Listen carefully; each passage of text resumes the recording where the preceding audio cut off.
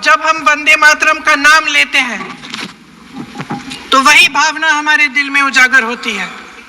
जब हम वंदे मातरम का नाम लेते हैं तो हमें उस पूरे इतिहास की याद आती है जो स्वतंत्रता संग्राम का इतिहास था, उसकी पीड़ा, उसका संघर्ष, उसका साहस, उसकी नैतिकता,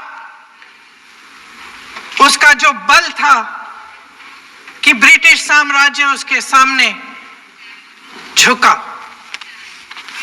अध्यक्ष महोदय, वंदे मातरम उस आधुनिक राष्ट्रवाद की अभिव्यक्ति है जिसने भारत के लोगों को एक राजनीतिक और नैतिक आकांक्षा से जोड़ा, जिसने भारत के लोगों को एक साझा नियति के उत्तराधिकारी, एक साझा भविष्य के निर्माता के रूप में देखा। लेकिन आज की ये बहस मुझे कुछ अजीब सी लग रही है। जैसे मैंने कहा, ये गीत देश की आत्मा का हिस्सा बन चुका है। 150 सालों से देशवासियों के दिलों में ये गीत बस चुका है। 75 सालों से हमारा देश आजाद है, तो फिर आज इस बहस की क्या आवश्यकता है?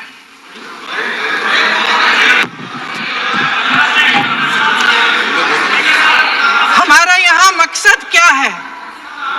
जनता से हमें दिया गया दायित्व, जनता का विश्वास, उनके प्रति हमारी जिम्मेदारी, हम किस तरह से इसका इस्तेमाल कर रहे हैं, हमें ये सोचना चाहिए। क्योंकि अब इस मोड़ पर हम इस सदन में अपने राष्ट्रगीत पर भी बहस करेंगे। आपने बहस मांगी है, आपने बहस मांगी है। आप तो इलेक्टोरल रिफॉर्म्स की बहस नहीं मांग रहे थे कि जब तक हम इस पर बहस नहीं करेंगे तब तक उस पर बहस नहीं होगी। इसकी वजह क्या है? इसकी वजह क्या है? हम आज यहाँ ये बहस क्यों कर रहे हैं? हमारा राष्ट्रगीत है, इस पर क्या बहस हो सकती है? हम ये बहस यहाँ आज 2 वजहों से कर रहे हैं।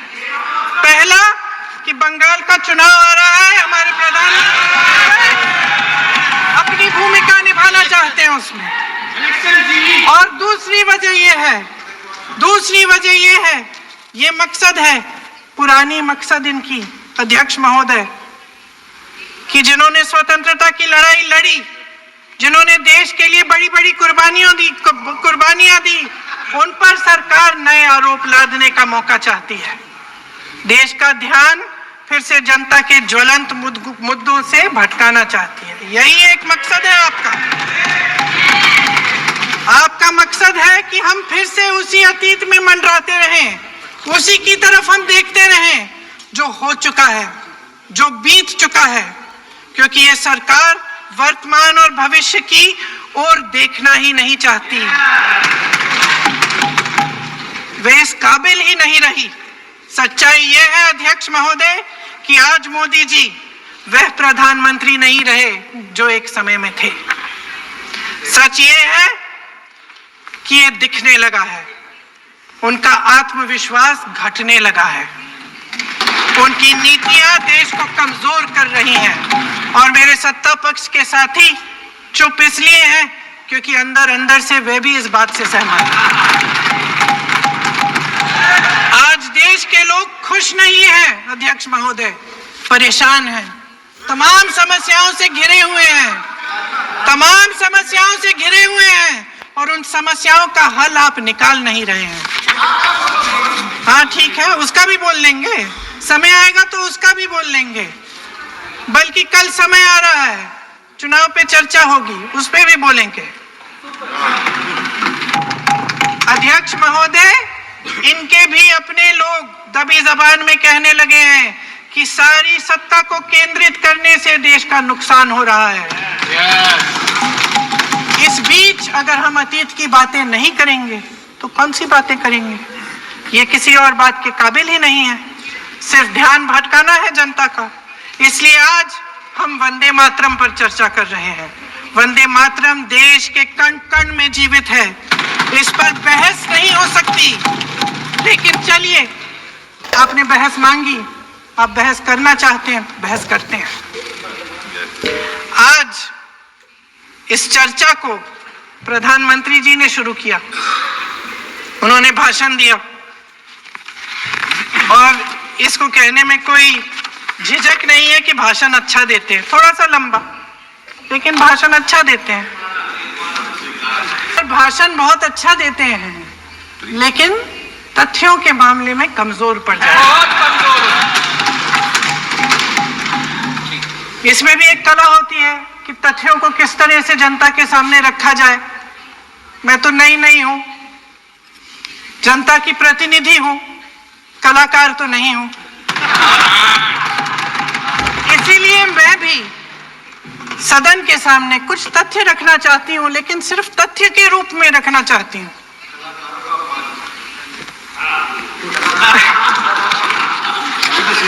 मैं उदाहरण दूं, उदाहरण दे देती हूं। सर मांग रहे हैं सर वंदे मातरम के बारे में, वंदे मातरम की जो सालगिरह पे आपने एक बड़ा कार्यक्रम आयोजित किया था, उसमें प्रधानमंत्री जी ने भाषण दिया। उसमें उन्होंने कहा कि 1896 में पहली बार गुरुदेव रविंद्रनाथ टैगोर ने ये गीत एक अधिवेशन में गाया। उन्होंने ये नहीं बताया कि कौन सा अधिवेशन था, महासभा, हिंदू महासभा का अधिवेशन था, आरएसएस का अधिवेशन था। किस बात से कतरा रहे थे कि ये कांग्रेस का अधिवेशन था। और उदाहरण दूं कि मैं अपना भाषण जारी रखूं, दे रही हूं। जो वंदे मातरम की जो क्रोनोलॉजी है वो भी आप समझिए, जो असली क्रोनोलॉजी है।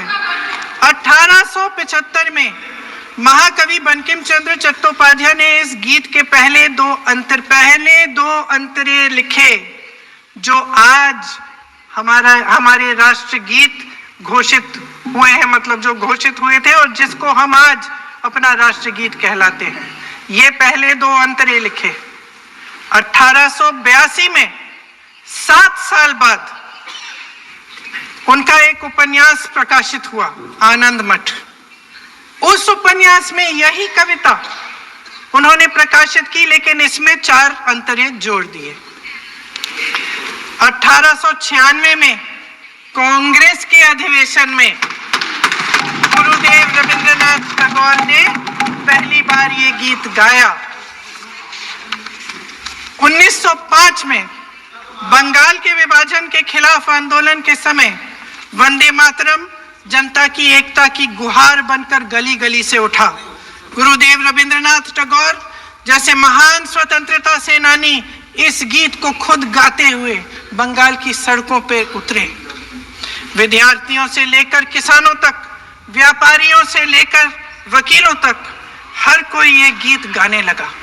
इस गीत की शक्ति को समझिए। ब्रिटिश साम्राज्य इसको सुनकर कांपता था और हमारे देशवासी इसको सुनकर वह मन बनाते थे, वह हिम्मत बनाते थे कि इस भयंकर साम्राज्य के खिलाफ सत्य और अहिंसा के नैतिक हथियारों को लेकर शहीद होने की तैयारी करते थे। ये गीत मातृभूमि के लिए मर मिटने की भावना को जगाता है। इस गीत की शक्ति ये है, इस गीत का हमारे देश से जुड़ाव ये है। लेकिन 1930 के दशक में हमारे देश में जब सांप्रदायिक राजनीति उभरी, तब ये गीत विवादित होने लगा। 1937 में, अब ये मैं दूसरा उदाहरण देने वाली हूं, क्योंकि प्रधानमंत्री जी ने अपने भाषण में इसका उल्लेख किया और गलत किया, इसीलिए मैं इसके जो सच्चे जो तथ्य हैं वो आपके सामने रख रही हूं। 1937 में नेताजी सुभाष चंद्र बोस कांग्रेस का अधिवेशन कलकत्ता में होने जा रहा था, उसका आयोजन कर रहे थे। तो जो मोदी जी ने पत्र सुनाया सदन में 20 अक्टूबर का और कहा कि जवाहरलाल नेहरू जी ने नेताजी को ये चिट्ठी लिखी और ये कहा कि इस पर चर्चा होनी चाहिए, उससे पहले 3 दिन पहले नेताजी सुभाष चंद्र बोस ने पंडित जवाहरलाल नेहरू को एक चिट्ठी लिखी थी, जिसका जिक्र आपके प्रधानमंत्री ने नहीं किया। और इस चिट्ठी में सुन लीजिएगा,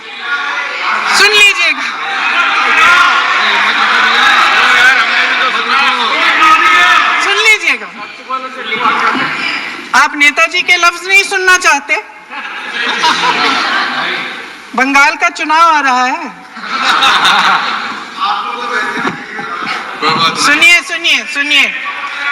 सुनिए। हाँ, कोई बात नहीं, हम तो देश के लिए हैं, हम देश के लिए हैं। आप चुनाव के लिए, हम देश के लिए हैं।